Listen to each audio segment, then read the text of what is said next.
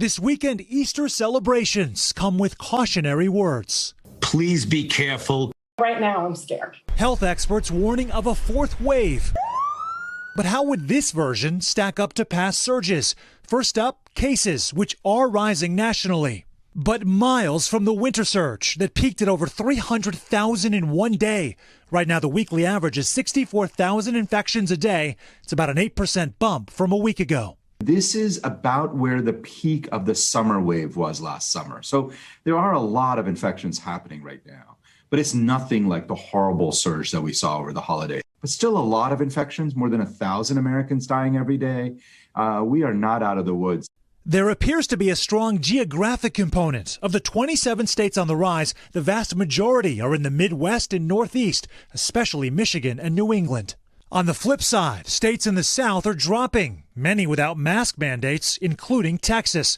Florida is one of the few exceptions, up around 14%, but not the explosion of cases expected with spring break and the nation's largest count of new variants. Health experts say warmer weather keeping people outdoors, combined with lower rates of testing, might explain the southern trends. Which brings us to a second critical measure, hospitalizations. There's a modest 2% uptick in weekly average, but the 34,000 right now are about a quarter of the all-time high over the winter, as a seismic shift in who is getting sick appears underway. We do see that the average age of hospitalizations from COVID has shifted to a younger demographic, and that's national. In Florida, a huge percentage of the people are 65 or older, but many of those are vaccinated. The median age now of someone contracting COVID-19 is 35 years old. And in Miami-Dade County, hospitalizations from the virus have dropped 10% in 2 weeks.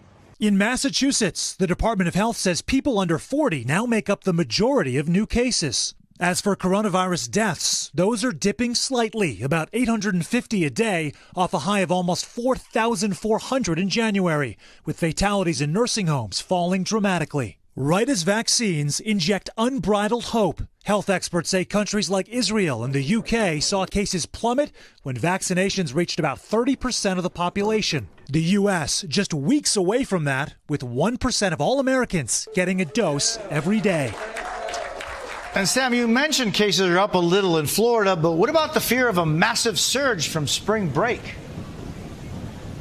Jose, experts point out it's mostly young people who are coming down here, going back home, not traveling further, and in many cases, not getting tested. Thanks for watching our YouTube channel. Follow today's top stories and breaking news by downloading the NBC News app.